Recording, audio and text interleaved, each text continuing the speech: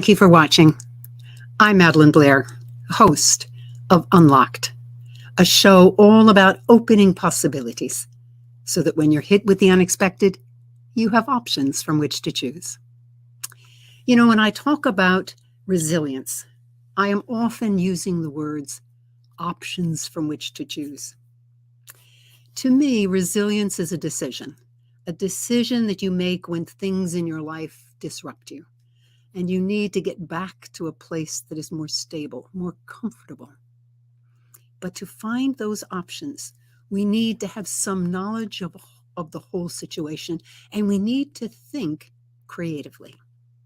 That's one reason why I help individuals nurture their curiosity so that as they practice that, they can begin to think more creatively. Today, my guest is Michelle James, someone who has been helping individuals, teams, and whole organizations think more creatively. One of her clients, for example, said of her work, Michelle did her homework before the workshops she did with us, rather than offering canned presentations. The safe, non-judgmental environment helped our very diverse group open up right away. And Michelle keeps the freshness and energy going throughout the day. And I'm just delighted to introduce you more formally to Michelle James. Michelle James is the founder, CEO, and Chief Emergence Officer of the Center for Creative Emergence. I love that word, emergence. She is an adjunct faculty at the Federal Executive Institute, creator, curator at Creativity in Business Conferences, and has performed improv for 20 years. Her clients include PepsiCo, Microsoft, Geico, and many more. She is also the author of the upcoming book, Pattern Breaks, A Facilitator's Guide to Creativity. Michelle, welcome to Unlocked. Thanks, Madeline. So good to be here. Well, you know what? I want to say our show is called Breaking Patterns. What does that have to do with creativity? Well, when I was thinking about the title for my book, and also I was trying to think of what's one element that's core to everything, every creative process I've been a part of and that I've facilitated and that I'm familiar with, and that is a break in a pattern of some kind. Something was one way, something happened, and then it was somewhat other way. Whether it was a prompt or an idea, or whether it was an unwelcome pattern break, something horrific or horrible happened, or something that you consciously choose to do.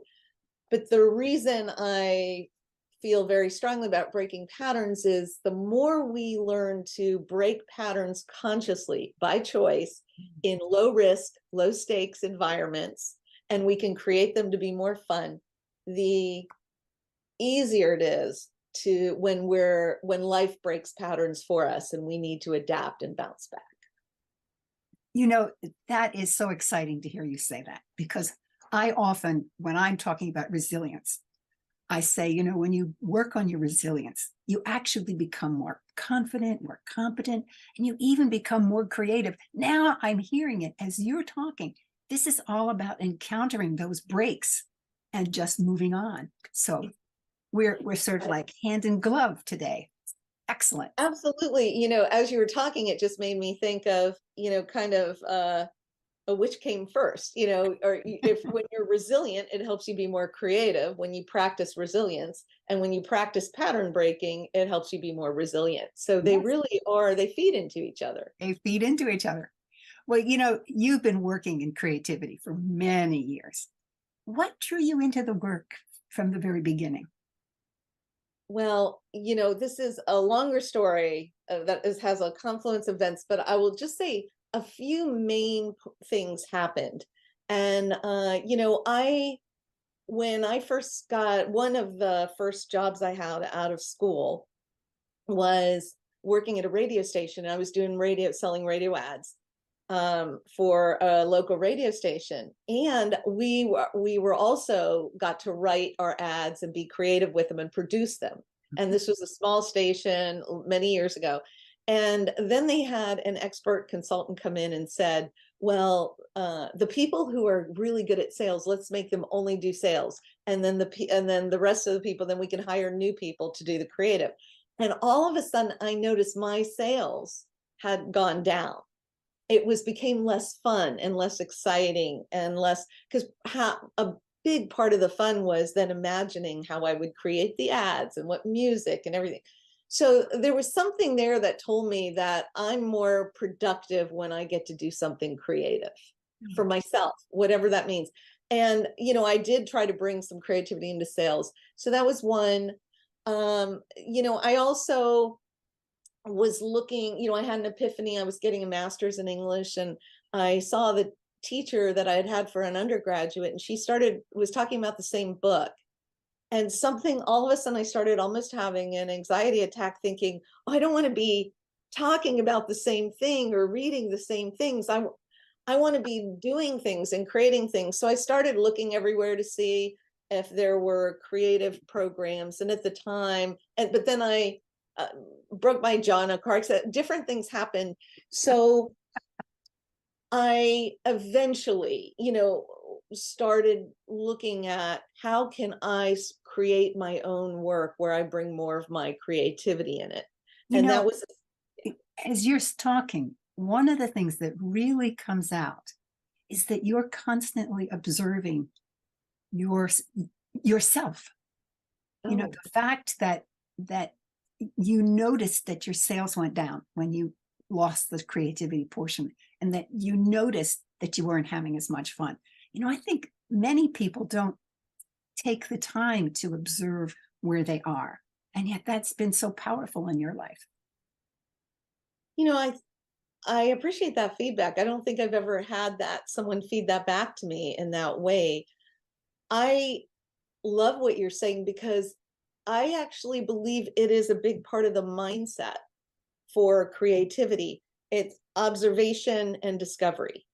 So because if you, as opposed to just reacting, it's a way of responding, observing, and I hadn't thought of it consciously, but I do think that observation and then what I was discovering and where I felt more alive kind of led me to create my work, which did take several years. At first I thought, oh, everyone's going to want this. And that was, talk about resilience. There was many, doors slammed, and how do I make it not seem woo woo, and how do I make it practical? And so that was a huge discovery process too. But yeah. Fabulous. Fabulous. Well, speaking of discovery processes, you've actually taken those and produced a book that's coming out in, is it March when it's coming out? Oh no, January 16th is January 16th. Oh, excellent. Yeah. Tell us about that book. And it's called Pattern Breaks and something else. Pattern Breaks, a facilitator's guide to cultivating creativity. And it's really looking at from a facilitation lens, or facilitators, leaders, coaches, anyone who wants to facilitate more creativity out of themselves and out of their teams. And it's looking at both you as a creative person who's a facilitator, and how do you get more creativity out of your groups, teams, organizations. So if I can buy it as an individual because I want to do it for myself, if I'm a leader, I can buy it and look at it from the perspective of how can I help my staff be more creative? Am I hearing you right? Yes. Yeah, absolutely. I think it is more targeted for people who want to help their staff be more creative, or independent facilitators or consultants or coaches who want to bring more creativity out of someone else. But the first section is before, after, and during the workshop, and the workshop's both literal but also kind of a metaphor of what you're doing. And how do you prepare yourself? How do you prepare yourself as a creative individual? Because your relationship to your own creativity, your relationship to your own unknown, informs how you will hold and create space for other people's. So first, the part of it is, what do you do for yourself? And that's a big chunk of the book. And how do you bring it out of others? How do you get your clients enrolled in something non-conventional? And then lots of activities are in the book. Lots of activities. Well, you know, a lot of people talk about breaking patterns when they call it when they want to change a bad habit, for example. But you talk about it in a very positive way. It's about cultivating creativity. Why do people need to learn to be more creative? That is a great question. I think I hold it more like, or um, it's going back into our natural innate way of being. It's almost like, why did we not stay creative? Because if you look at kids and they're natural explorers, discovers natural resilience. They're walking across the rug, they fall down, and then they get back up. They don't judge themselves. They don't evaluate themselves. They don't think, oh, I guess I'm not meant to walk. So I think it's, how do we get back into our natural creative exploratory discovery selves, is sort of more how I hold it. And then what patterns or habits might we need to break that were from socialization to, the culture, before we get to remind ourselves of our innate natural creativity. And then it's just so much more fun and alive, when that takes over. Yeah, it is more fun when you're creative, I have to admit. Yeah, I know you're very creative. Well, what about your creative process? How do you navigate that?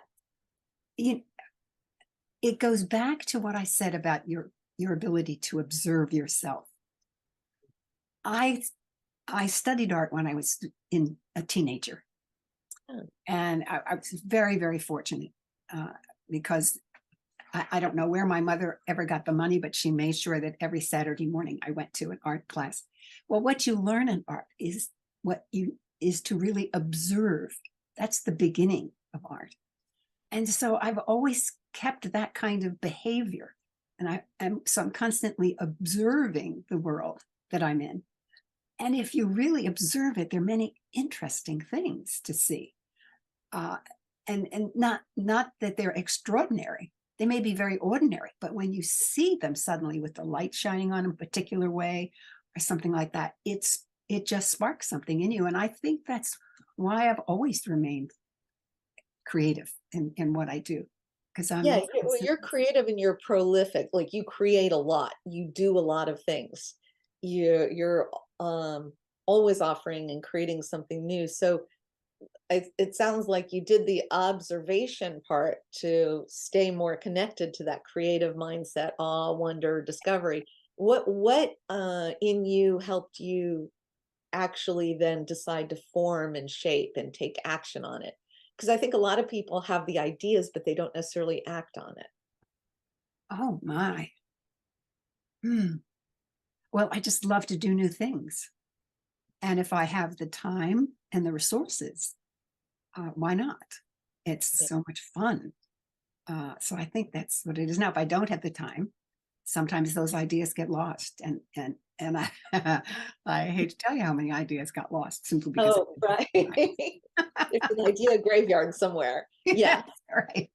that's for sure. Yeah. Well, and I think, and so in your case too, it sounds like it's more around time. So when you have the time, or you can get more done. A lot of people actually also they have self-talk and judgments. So they'll have the idea. They'll get a great idea. They'll be very excited on a walk or in the shower or in a jog. And then immediately the resistance or another voice or this will come in and go, well, that'll never work. You're not good enough. You can't carry it out. Or they'll never buy it. They'll never go for it.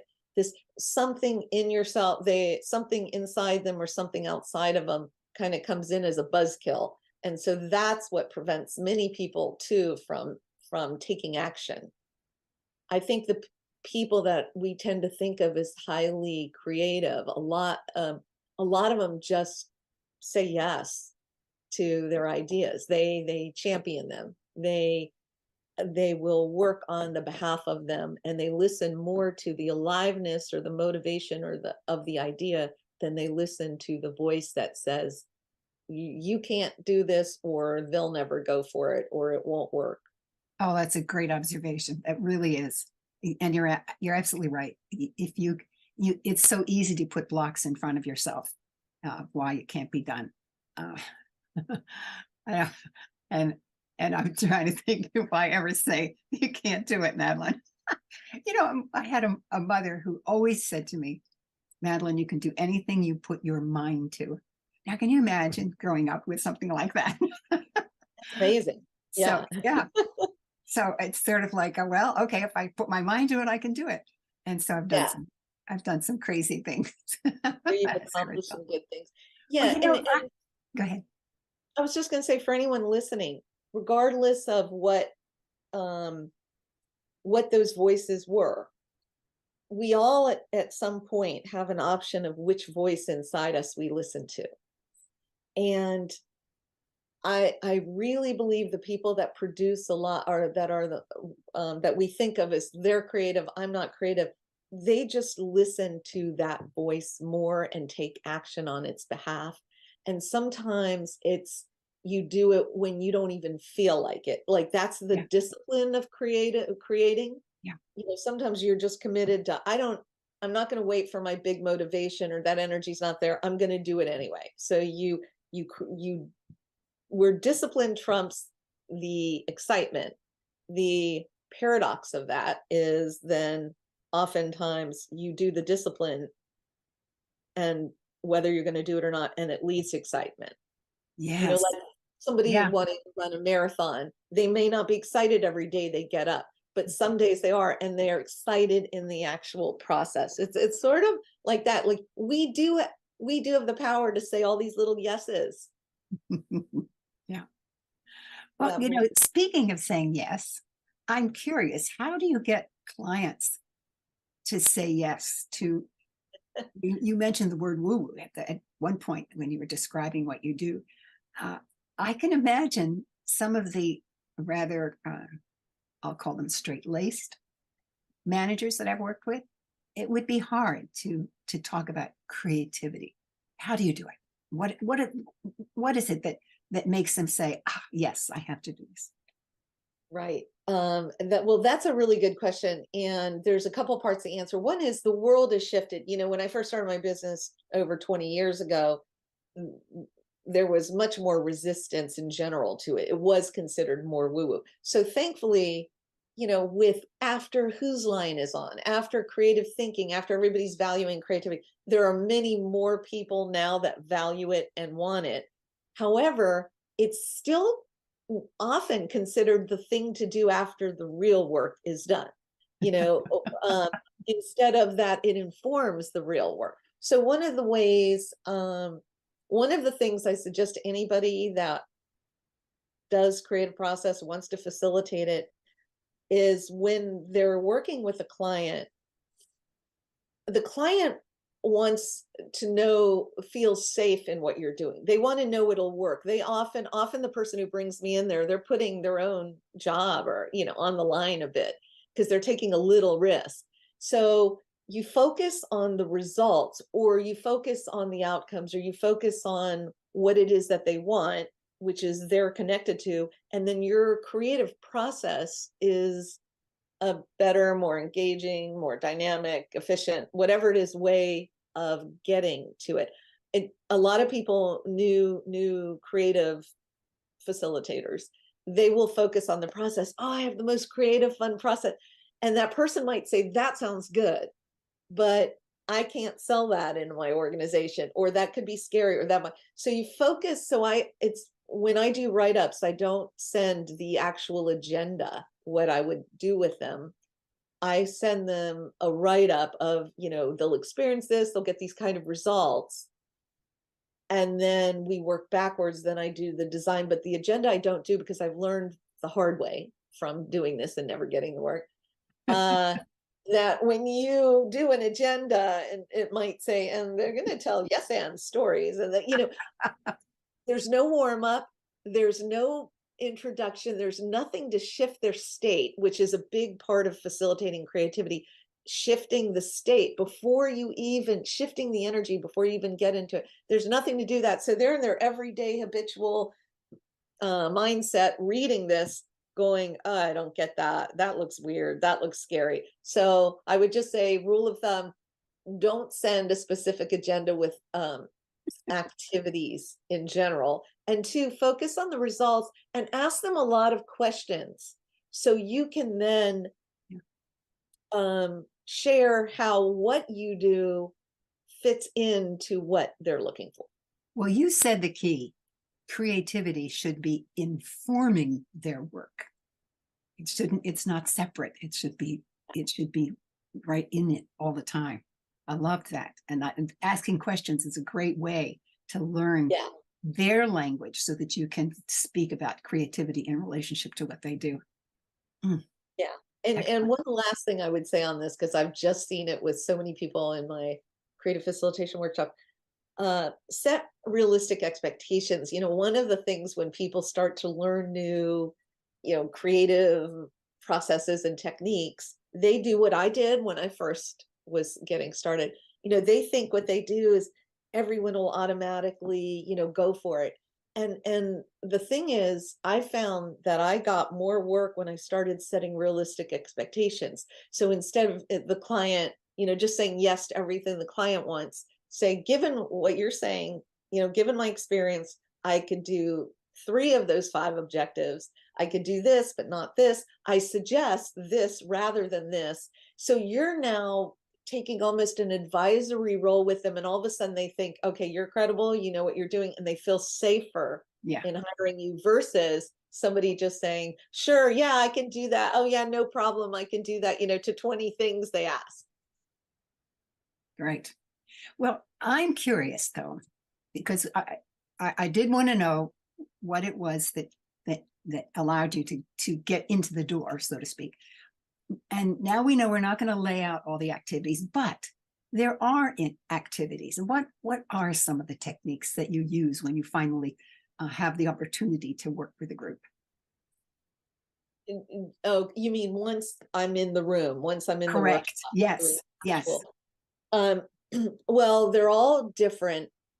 And the way I have, I kind of try to divide them into main templates of activities that I've used, some improv based activities, storytelling activities. Can you give us an example of one of those? Okay.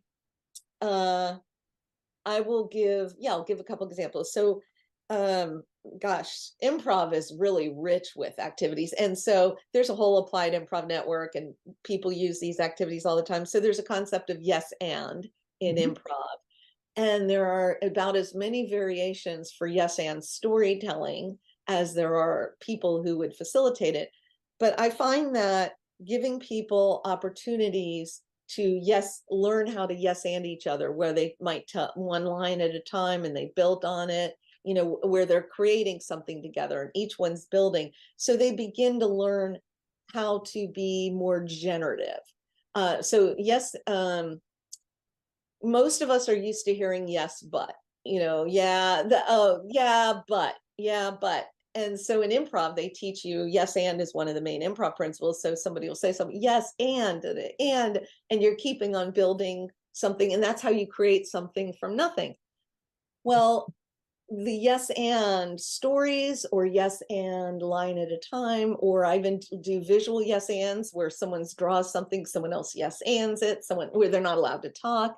And I love that idea of doing it graphically, because that overcomes a lot of barriers. It's so easy to say yes, but whereas absolutely, if I have all I have is a pen, that's the only thing I can speak with. Yeah, that's great. I love that. So yeah, and there are many ways to do it. You could do a line at a time. You could do a drawing. You could have different people draw different things, and then they add it in. The key is when you do anything nonverbal, whether it's drawing something, or I do a lot of nonverbal embodied, embodiment kinds of activities. When you're doing anything nonverbal, it gets the evaluator doesn't have a voice in that room, and which is good for that person, but also for others. So they can't, because people get a little uncomfortable sometimes when, if they're not used to creating, or if they're not used to creating with their team. And so when they do something nonverbal, the evaluator doesn't, and eventually what happens, and this is usually the feedback, they say at first it was awkward, and they start it, and then they have to just let it go. And then they start drawing and start going. And then every rare once in a while, you'll actually hear somebody say, once they had to start talking, it was almost like the magic was broken, because there's a natural energy that can, like a childlike, fun energy that happens when the evaluator's gone and you're just playing and building on or co-creating. Hmm. Can you give us a story of an example sometime where you're working with, I know you've worked with Geico, for example, and they really liked your work. Can you tell us an example of something that you did and you observed somebody really make a breakthrough? I'm not saying you have to take it from Geico, but can you give us? One that did happen with them actually was, there was one group, and I just won't say the group, but one particular group where the people all had ideas. That wasn't their issue, but they would say it was kind of like herding cats, because everybody had their ideas and they were trying to get other people, and these ideas were good ideas. And so when we came in and we did, I think that one was an improv based team building kind of, and improv's just one of the 20 many templates I use, but it's great for so many things. And we did some improv based team building, experiencing the yes and, showing how, when instead of the one right way or one person's idea, like how can you combine them, how can you add to them, how can you add iterations to them, and how do you get into discovery mindset, how would that work? Like, instead of saying yeah but means, from what I can tell from your idea right now, I can see why it won't work. Instead, holding the space for, oh, okay, tell me more about that, or and this, add to it, ask questions, get into discovery mindset, turn the unknown into something you discover. I don't know, what if we try this, what if we try, how would it look with this, start asking prompts. Then all of a sudden different ideas emerge and they co-create. So what they came and told me afterwards was, after that session, they started changing their regular meetings to, they started calling them discovery sessions. And they always allowed that particular team, that particular group, they always created room for divergence, discovery space in the beginning before they would get to. That is amazing. That is real impact in an organization. Even if all they say is, we will take the first 5 minutes, 10 minutes to just be, as you, what did you call it? The diverging time, where you really just open up and open up. That can really completely change how a group works and their product at the end. Yeah, I think so. It's really, I know there was one international database marketing group that I worked with, and I worked with the head of one of their local, the US groups, and what she did was she literally had them, and we did a creative thinking workshop. There was some improv, but some other principles. And after that, she had the principles pasted in all their board meeting rooms. And they were kind of principles of engagement for how do we be more creative in our meetings. And they were all in the meetings room. They sort of infused the whole culture there. Yeah. And I like that. That made a big difference. Yeah, I like that because it also allows you to reference them so that if someone, excuse me, someone is talking about something, and they're going against that, you can say, yeah, but remember, principle 3 is to listen, or yes and, or whatever it is. I like that. It really helps the people learn those things and be able to use them in not a judgmental way, just remembering this is what we should be doing.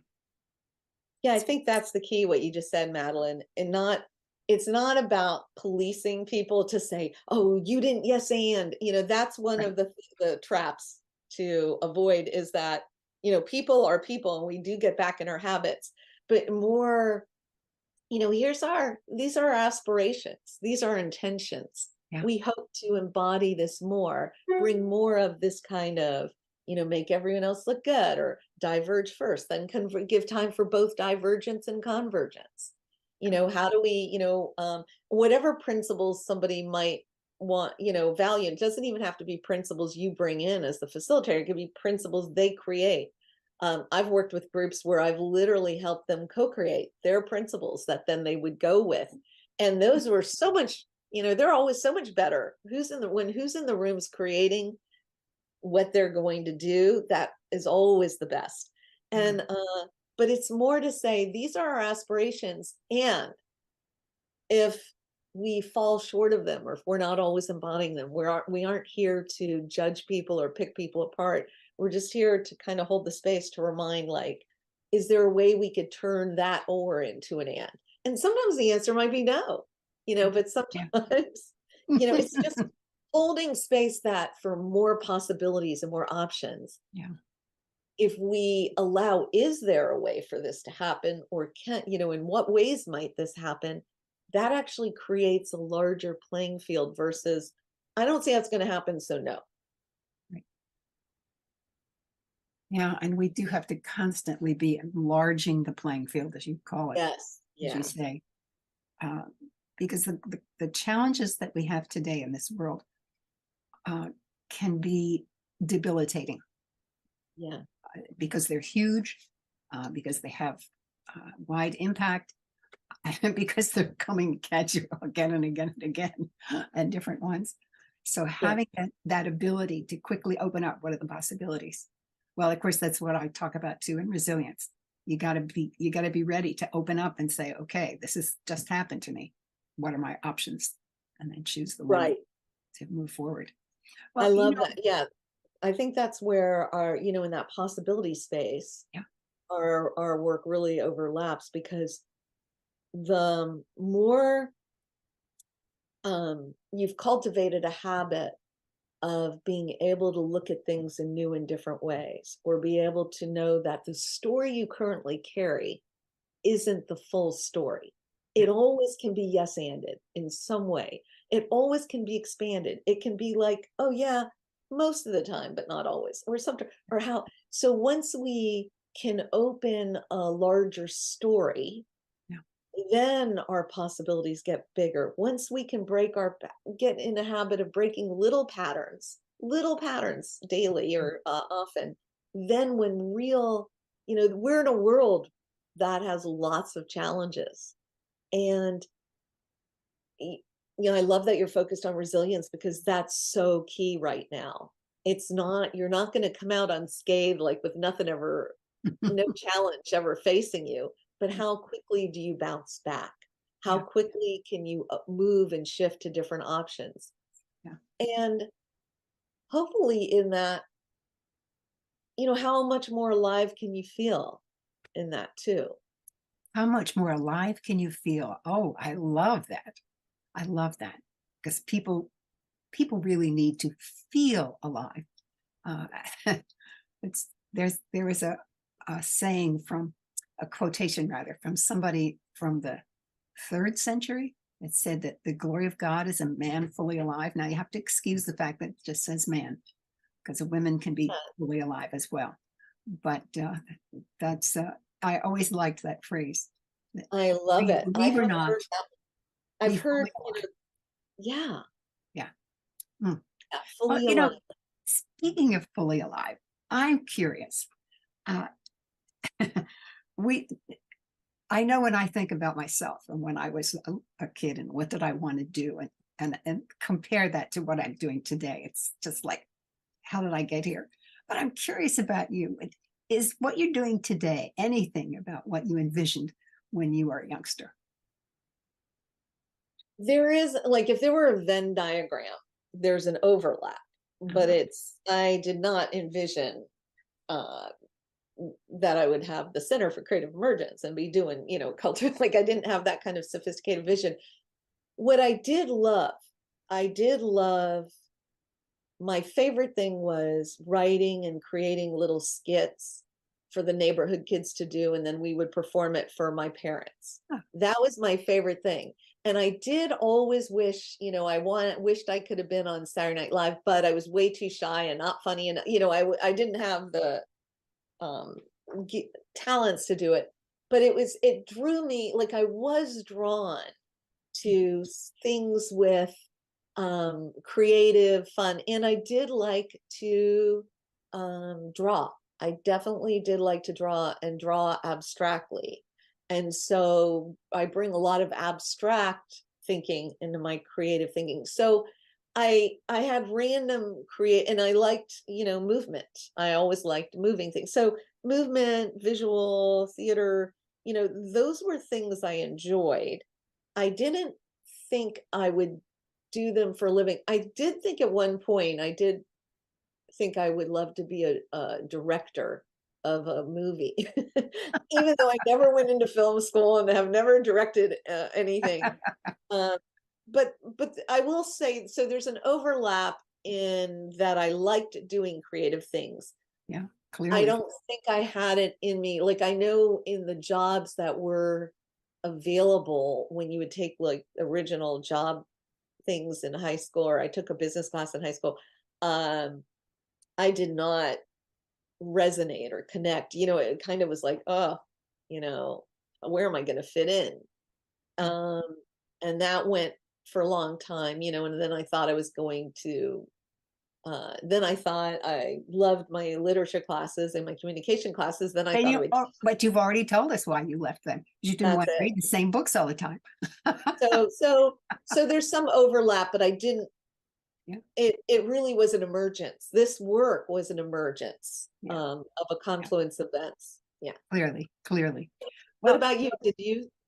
oh, I wanted to be an astronaut. Oh, wow, that's Yeah, great. that's what I wanted to be. Yeah. And I have to say, to this day, if if I could if I could travel all through space, that would be just awesome to me to do that. But I can't complain because I've had the opportunity to learn about the universe, and to I've also learned that our little speck of dust in the midst of all of this is still important to us. And so I like to help people be fully alive wherever we are. So even on our speck of dust, as Carl Sandburg used to, this is no, not Carl Sagan called our Earth. Uh, it's still important for that. Well, I can't believe how much time has gone by. This has been such a fun conversation, Oh, as I yeah. anticipated, by the way. But I'd like for you to talk about just maybe two or three things that a team leader might think about if they want to really make sure that their team feels they can be creative, whether it's creating the opportunities, um, or just simply supporting how they support people. So, what are two or three things they might do? The first thing I would say is find a way, or ways. They can even Google, there's, thousands on the internet, but ways of breaking their own patterns, doing something that where they really get that creativity thrives with diversity, and diversity of creative thinking styles, diversity of styles. Not everybody creates the same way. So the number one important thing, I think, for any team leader or facilitator of creative process is never to box the participants into your style of creating. the way, or your comfort zone of creating. Ah. Instead, you could look at the people who don't think, like you might be more a divergent thinker, and like look at the convergers to, how they can add, or look at the And more. and you mean by, let me just clarify for our audience. Convergers are people who want to close and get to a particular point, whereas the divergers want to go here and here and here, all Yeah. possibilities. Yes. And creativity is always the best of, both, it's divergent and convergent, left brain and right brain. Mhm. Um, there's people who create better with blank canvas, no structure, people that create better with some structure, people that create better with a lot of structure. And so not making someone wrong or bad or not creative or creative just because of their style, and knowing that everybody is already infinitely creative. They may create differently from each other, they may create differently from you. And instead of limiting them to your comfort zone and what you're creative, holding space where you can be a discoverer, expand what's possible in creativity for your own self based on how these diverse thinkers on your team see it. So that would be one thing, is work on yourself, expand your own creativity, and expand the space for people who think so differently from you to be able to create. So we're Mhm. never limiting someone. The other thing is, and this is to be used, at times. Sometimes you can't do this, depending, if it's a very tight agenda and you have to get A to B. But if I have a thing, I call it the agenda as plan B, where you have an agenda, it's a very logical, makes sense agenda. And plan A is what's really emerging in the room, what's really happening. And so if you give space for emergence, if you give space for more divergence, there will be some unpredictable things that can emerge. That's what, emergence is, not predicted. It's sort of the conditions create something new and unpredicted emerges. If that is a value for your team and you would like that, because it definitely leads to more novel creativity, that means there will be parts of the agenda that may need to be adapted in real time, because you're following an emergence in real time as it's happening. It's sort of like all of a sudden you're planning one thing and then, oh, the baby's ready to be born now. You don't just stick to the plan. Everybody gathers around the baby and starts like help midwifing it out. It's you know, the balance of when do you stick to the agenda, or when is there room for emergence in there? I think that's a really, really important point.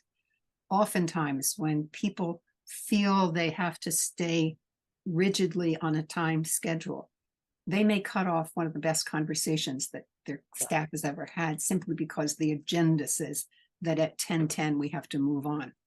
Yeah. The really adroit managers, leaders, whatever you want to call them, facilitators in some cases, are ones that will allow that and then acknowledge to the group, we ran over. We have so much time left. How do we want to use that time? And suddenly the group then becomes responsible for managing themselves, but allowing for that flexibility, which you just talked about. I think that's really great.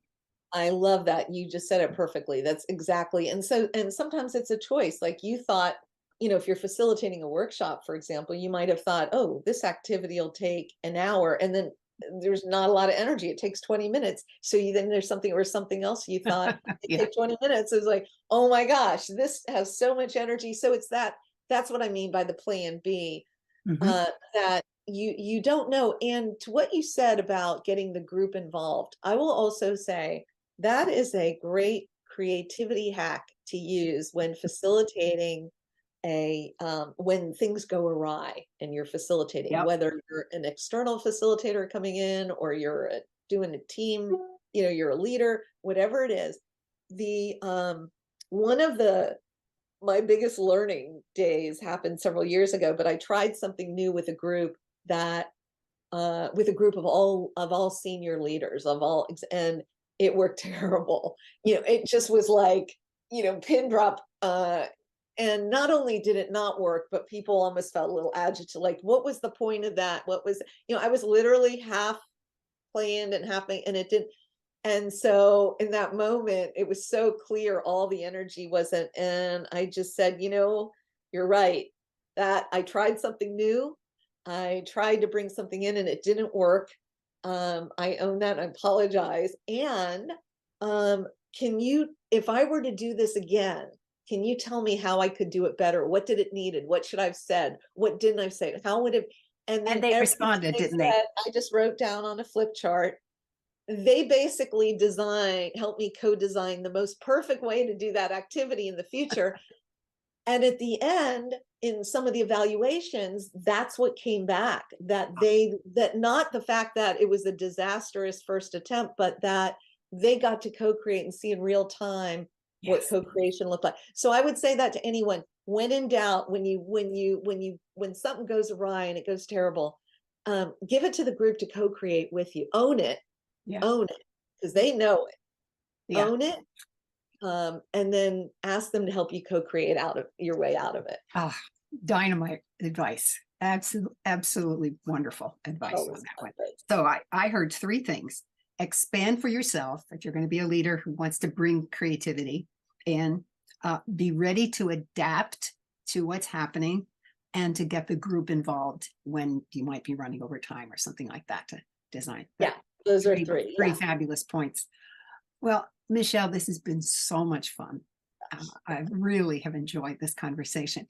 I normally would thank you and give you a chance to say your last 2 minutes to whatever final words. But we're on a different medium today. And so I'm going to invite you to be a part of my final piece, my final segment of the show, which is to talk about a book of impact. Would you be willing to just sort of participate in that a bit? I would love to. Okay. Well, great. Well, let me first, before we get into that, say thank you so much for being a part of Unlocked. And maybe I should give you that final word to whatever you want to say to the audience. For example, you have a new book coming out. How do they find out about what's happening there and when it's going to hit the stores? Okay, thank you. All right. Well, it will be available for pre-order on November 16th, and then there's going to be a book launch with some events on January 16th, 2024. And in the meanwhile, they can go to my website, creativeemergence.com, and join my newsletter list, and then sign up for the newsletter, and I'll keep them posted as to when that is. Great. And they can unsubscribe anytime, and I don't spam a lot. I send out literally, very little news. Good. All right. I'm really torn as to whether I want you to do your 2 minutes now or 2 minutes after we finish talking. I want you to do your 2 minutes now, so that people who are watching say, I don't care about your book impact, Madeline. I want to hear Michelle's closing. Your final. Oh, that's fine. I'm just so aware of all of a sudden I'm feeling like I'm in one of those houses where you put light on under. I see the light glowing. Okay. Yeah, for my last 2 minutes of what I would share with people looking to become more creative or facilitate creativity is, first, whatever story or stories you carry in your head about that you're not already hugely creative, if you can let those go and start to really know and get to own that you are creative and that your way of creating may be different than other people, and that that creativity is not just for the artist or the actors or the talent, like everyone's creative, and that creativity speaks in feelings of aliveness. Often it will guide you, the impulse, I wish I could do this, I'd love to do this, if I could. And I would say follow that. And the other thing is, if you've always wanted to try something but you thought, I'm not good enough to do it, I would say do it. Take a class in it. Do it in a low stakes, low risk. I've always wanted to paint it, but I can't paint. My brother was the painter. But do it. And that's how I used to be terrified of public speaking.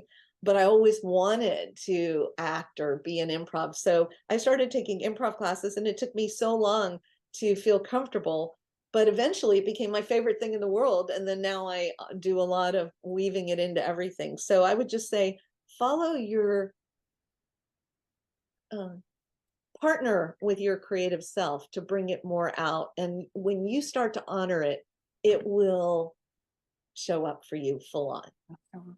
Oh, I love it. If you build it, they will come. Yeah. If you give it space, it'll dance. There you go. There it is. Well, thank you again. Thank you. I'm going to talk about the book. And Michelle, I'm just going to invite you to maybe just chime in, as you see there's something that you'd like to say. Now, when I thought about a book I might talk about that relates to creativity, I immediately thought of Edward de Bono, and that's Debono. I actually have seven of his books. Nice. And by the way, he started publishing in 1967. Amazing, prolific person. I think he's published like 85 books in his life. But I believe he is best known for his concept called lateral thinking and his thinking exercises of what's called the 6 hats. But that is not the idea that changed the way I thought about things. Remember, I talk about books with that impact, and they have to change me in some way. And that's de Bono's main objective.